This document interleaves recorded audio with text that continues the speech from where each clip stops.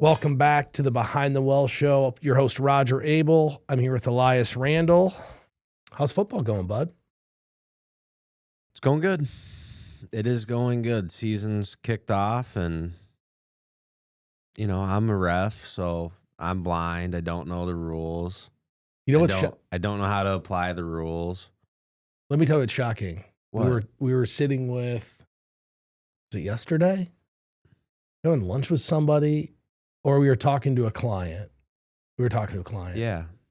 And she was talking about how can these referees miss these calls, and you brought up the statistic that 96% of the time the call was correct in college football. Is that the right statistic? Yes. So when officials are graded and a flag has been thrown, 96% of the time it's graded as a correct judgment. I think that's shock. I think most people listening would be shocked by that. Because maybe it's just because it seems like a lot of the big calls that are blown are big calls, are not little ones. That's just it. Is most of the calls and the things that happen are not that big of a deal, but everyone remembers the bigger situations. And here, the other thing that happens is they put on these rule analysts on TV, and they're not always giving accurate information. And I'm not going to throw those guys under the bus by name and say specific names, but there are times that they tell the watching public that's watching the football game information that is not accurate according to the rules and how we apply them to the game. So that doesn't help the situation. Good for ratings, though, right? Yeah. Yeah. But I will say it's gotten better. ESPN has done their broadcast specifically. I'm going to shout out Kirk Herbstreit. Him specifically, he has gotten a lot better, and he's probably the best of announcers at watching a play and then giving what an official would be thinking or what the judgment might be. He's the best one out there. Nice. Well, I'm looking forward to football. I'm glad it's back in my life. This week, we're going to hit up some listener questions that have been emailed into us. And these have been fairly well received when we get these listener questions. So if you have one, feel free to send an email, call into the office, just say, hey, could you answer this on the show? We've actually had 2 individuals probably in the last 3 weeks that have commented and said, hey, the question that you asked hit home and kind of motivated me, or it was gentlemen in this situation, to come in and get some help. And I think that the more we can share what other people have questions about, the more we can help people. But we got this email from Andy, and he wants to know, Elias, I just got a big promotion. Should I increase my 401k contributions right away or focus on building a bigger emergency account first? You want the short answer or the long answer? The short answer is yes. You probably, yes to both, but you don't know what order, right? Yeah, correct. So the short answer is yes. There's some things to consider. And here's a good way I think about this is, where's your emergency fund at right now? Which I would imagine they got a big promotion. Do you even need a bigger emergency fund? Is your emergency fund still adequate? If it is adequate, I would increase my savings. Certainly if you're not maxing out the 401k, I would increase savings. So here's a couple things to think about. If you're leaning towards, I don't think I have a big enough emergency fund. Easy question. How long could you go without money if you weren't working?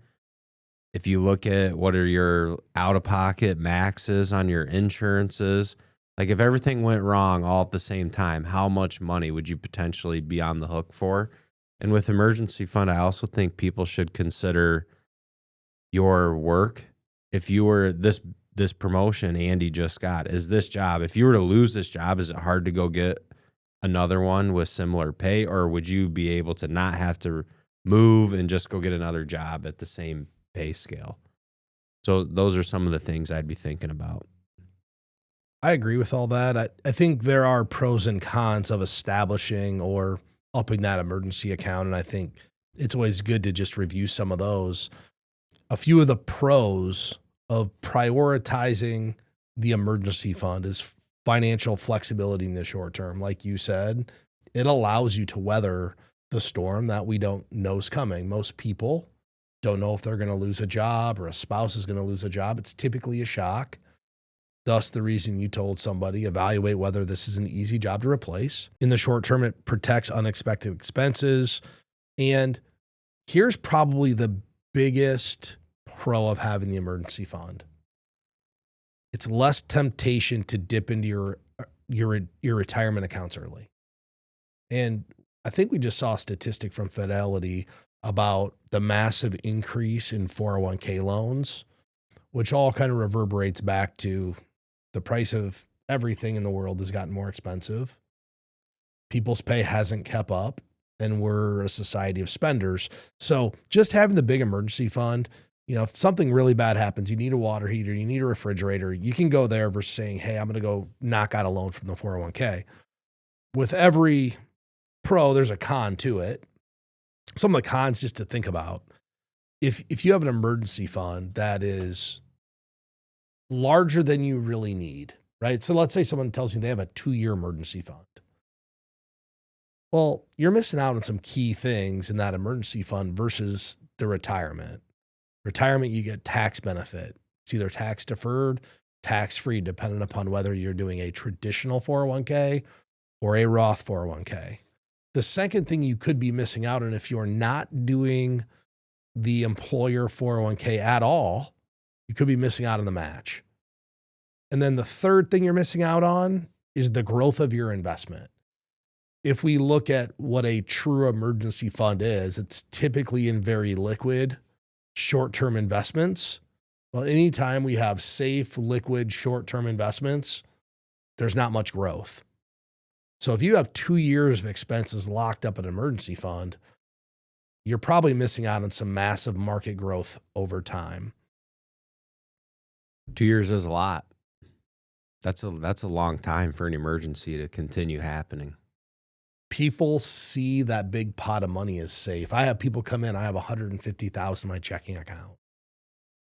And I just ask why. And they tell me that's the number that lets me sleep at night. Realistically, how much do they really spend? Not that. I had an individual one time who it was their last year of work. And I said, you need to put every dollar of your paycheck into the Roth 401k. And they're only going to work for a few months. It's like 4 months of the year, 5 months. And basically, it was their entire paycheck was going to the Roth 401k. They're like, well, what am I going to live on? I said, well, how much is in your checking account? And the number was rough number, about 130,000. I don't remember the exact number, but it was large.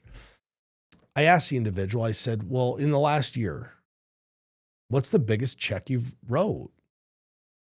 And it was nothing over like a few $1,000s, right? I said, what's the biggest check you've ever written in your life? Ever? They said, well, I wrote a check. They bought a toy and it was $70,000. So I said, well, do you plan on buying that toy in the next 12 months? No, I do not. I never plan on buying it again. I said, so arguably, there's no way you're going to spend this. But it took a lot of maneuvering for me to convince this individual that plowing this money into this Roth 401k and taking their whole paycheck was better than building up their savings account, which had no tax benefit, no growth. It's just a good example of how people feel safe and they miss out on the growth. There are some retirement contribution considerations as well, right, Elias? There are. So here's the pros of prioritizing saving and investing contributions to a retirement plan. You're going to benefit more from compounding growth. And depending on Andy's age, that could be a really long time that money has to be able to be in the market, grow, benefit from compounding growth. And small increases do a lot over time as well. So even if it's, hey, I was doing 10%, I got this nice promotion, I'm going to go 12 or 13%. Maybe not all of your new raise needs to go into your long-term savings vehicle, but just increase it a little bit. And there's also tax advantages too that you're going to get long-term, whether it's a traditional type account. If it's a traditional 401k, you're going to get a tax deduction. It's going to grow tax deferred. If you're doing Roth, you're going to pay your tax, but it's going to grow tax free, and you're going to get it tax free when you take it out. So there's give and take to every decision, and you alluded to this earlier, but here the cons of just getting too ambitious with your retirement savings. If you don't have enough emergency fund, or they're not generally as liquid or accessible without tax and penalty. So you don't want to get in this game of, I've been a great retirement saver, but I'm cash poor and I don't have any cash to pay for my emergencies. And I would imagine Andy is somewhat successful and responsible. The question starts with, I just got a big promotion, so probably a successful person, probably a responsible person. I would really consider some sort of blended approach. Just look at your current situation, and can you ratchet up the retirement savings a little bit? Can you also beef up your emergency fund a little bit too? So I think that's kind of the way I would look at it, and the order of operations I would take on with this project here. I think Andy's decision, as we tell most people, likely depends on his unique circumstances and where he is in life. It's why we tell people to reach out and get a hold of someone to help guide how you should do this decision. We could probably settle this with Andy at a happy hour and some chicken wings and a beer. We could probably hash this out.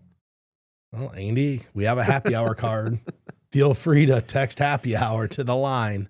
Let's move on, Elias, to the next one. It's Dave. He asks, I am 61, a few years away from retirement. I have several 401ks from various jobs throughout the years. Should I keep them where they are or consolidate them into a current 401k plan before I retire? So this is retirement plan education, as our broker dealer would call it, on your options of what to do. And Dave, you're not in a unique situation. There's many people that over time have a 401k, leave that job, go on to the next job, get another one. It's pretty typical to accumulate multiple retirement accounts. The right decision really depends on a lot of different factors. Could be your investment choices. It could be how simple you want your plan to be. A lot of it depends on your retirement goals, and also, do the investments in that 401k offer what you're looking for in distribution once you retire? So option one is to keep them where they are. And I'm going to give you the pros of option one. I'm going to give you the cons. The pros of keeping them where they are: familiarity. You're familiar with the custodians. You likely feel pretty safe.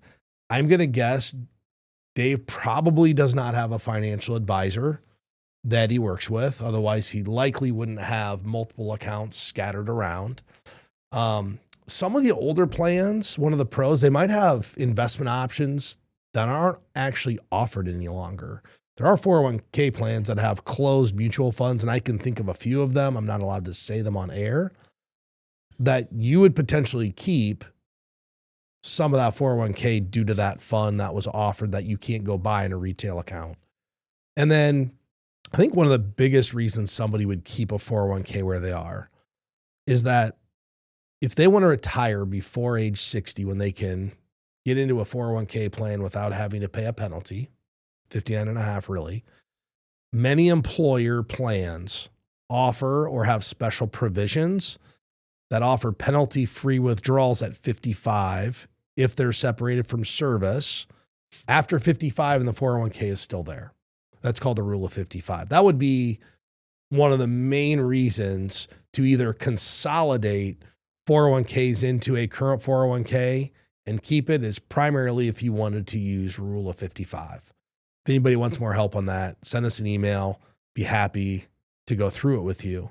That said, there are some cons. The cons are it's more complicated. So if you have 5 401ks, you're going to have to go out and manage 5 401ks. And ultimately, most 401k plans have very similar options, if not the same options. Okay. Different plans might have different rules regarding fees, minimum required distributions, and the processes. So you'd have to know those. And ultimately, it's more coordination, more paperwork in retirement.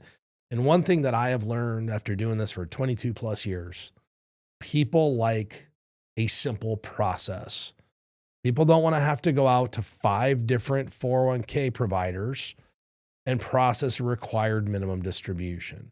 So consolidating a 401k into one 401k or into a traditional IRA or a Roth IRA, if you had Roth portion in your 401k, is super common for people to do. Well, and that's option 2 on the outline today is consolidate into your current 401k. And I think there's a key thing you talked. A lot of the stuff, as you mentioned, is the same. I think one of the key things people should look at would be that age 55 penalty-free withdrawal rule, because that's not on every plan. So that's probably something you'd really want to know and understand. You know what makes me think about that all the time, Elias, is when we talk about retirement expectations, and almost nobody, if you ask them when they're going to retire, tells you at 56. It's always 60 or later. And I think many people don't know that rule actually exists. And I think that actually leads to people moving up the timeline, which is shown in data that most people retire sooner than they expect to or sooner than they thought they would. Well, and not understanding that rule would help with that and help make that decision. So the second option, consolidate into a current 401k. So in this example where you have several out there, let's just say 5, and all things being equal, the rules are relatively the same, investment choices relatively the same. Consolidating does bring simplification into the picture, because then all the assets are in one place, which we know in this business, simplified processes work better for people. It's going to make it easier to track your asset allocation and performance. If you do have the money in the 401k and then you turn 73 and you're not working, you're going to have to take required distributions. It's just one place that you'd have to process that. And if you're working, a big thing for people still working into their 70s, consolidating into the current 401k, if you're working, you will not have a required withdrawal on that. So that may be a big reason for you to do something like that. Now, the cons of consolidating into your current one, when you look at the investment lineup, it could be maybe like some of the choices, maybe you don't like all the choices, maybe you feel like an old plan you had better choices.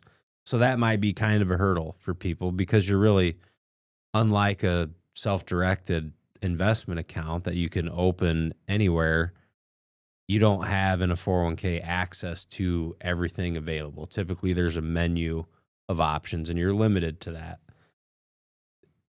Could be higher fees. I wouldn't get so caught up on all the fees, because it really depends on the plan structure. And for the most part, 401ks are, I don't really think it's a business where they're being overcharged fees, right? The fees are pretty fair on 401ks for the back end administration and all that. So the fees, although it is relevant, you should know them. I don't know I'd get hung up on that. So option 3 would be roll to an IRA. This is pretty common, especially when people are looking for, one, more investment options, but also they're looking for professional advice typically. If you're looking for professional advice and you don't want to do this yourself, you're likely going to move these to an IRA. You know, a couple of things that happen once it's into your own IRA, there's more flexibility in how you structure your withdrawals. So he did mention when he retires, well, that comes down to having a distribution strategy. How's it going to work? Will the 401k let you send a check out on the 1st and the 15th? What funds are you going to sell? How are they going to determine where it comes from? So there's a lot more control that you have when you get to a self-directed IRA. You also can consolidate all of them into one. A lot of the individuals we work with, I tell them, it's a married husband and wife, we should have 5 accounts. You don't need 12, you should have 5. What are the 5? Typically, one spouse has a traditional IRA, a Roth IRA. Second spouse has traditional IRA, Roth IRA, and then they have a joint account. That would be the 5 accounts. Realistically, you don't need more than that. More accounts does not mean more diversification at all. Like, it's the same amount of diversification typically. Because you could have 12 accounts and own the same investment in every account and have less diversification by having a lot of accounts. People, we've had people bring that up where, hey, I have these old accounts. They're out here, this place, that place, but I like it that way because I'm more diversified. I've heard this before. I don't have all my eggs in one basket, right? They have an account here. They have an account at Edward Jones. They have an account at Merrill Lynch, whatever, Yep. Whoever it could be. It'd be 10 different institutions. Same eggs, different baskets. Yeah, they think that, well, if something happens to my account at XYZ place, I still have this one. And they all could own an S&P 500 fund. There's no more diversification. Diversifying through institutions, that's not really relevant because you don't own that individual institution. The biggest disadvantage I see of moving these to an IRA is if you plan on working past your required minimum distribution age, you have to take an RMD if it's in an IRA. And out of all my customers, I have one who's still working past RMD age. And he's asked multiple times to roll that over into a IRA here. And every year we tell him, you shouldn't do that because you do not have to take an RMD from that 401k while you're working. There is a caveat. If you're more than a 5% owner of the business, then you would have to take one. But for most people, if you're working, the money in your 401k, you do not have to take as an RMD. Some of the key considerations that Dave should really think about: what are the fees? What are the investment choices? And do I want professional guidance? That's really the question tree, right? Professional guidance, yes or no? Okay, if it's no, then do I want the investments that are offered in the plan? Yes or no? And that'll kind of guide you through what you should do. Ultimately, I don't think there's a right answer. Each path, whether you consolidate 401ks into one or you roll them to a traditional IRA or Roth IRA, they each have trade-offs. I think the most important step is kind of review what the options are side by side before making any important decisions, and make sure it aligns with what your goals are and what you're trying to accomplish long-term.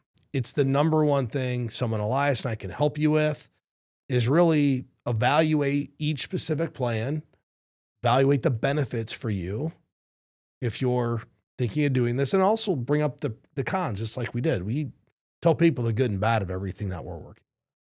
Well, and that's typically what happens when you walk people through hey, here's the options for these 401k plans that are out there. And most of the time, if we're talking with them, right, they're somewhat interested in maybe getting help from our firm. So after the education process, a lot of people do opt to roll over to an IRA. And the main reasons are they do want some professional guidance and help. And we've done some financial planning for them, educated them on these processes and how it works. And they feel really good about that decision. With that said, if anybody out there has a specific question that's burning on your mind or you can't sleep about something, reach out to the show. Let us know what it is. We'd be happy to answer it on air. It's really likely that there's other people similar to you that have the same exact question, and we want to bring it to light. I want to thank everybody for listening to the show today. If you enjoy the content, please like and subscribe on our YouTube, X, Facebook, LinkedIn. We're on all of the platforms. I want to thank you for listening, and we hope you catch us next week. Securities and advisory services offered through LPL Financial, a registered investment advisor, member FINRA SIPC. The opinions voiced in this show are for general information purposes only and are not intended to provide specific advice or recommendations for any individual. To determine which investments may be appropriate for you, consult with your attorney, accountant, and financial or tax advisor prior to investing. Premier Investments and Wealth Management and LPL Financial do not provide tax advice.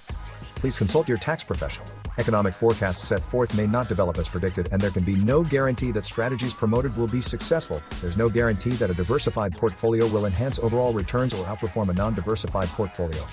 Diversification does not protect against market risk. Rebalancing a portfolio may cause investors to incur tax liabilities and/or transaction costs, and does not assure a profit or protect against loss. All performance referenced is historical and is not a guarantee of future results.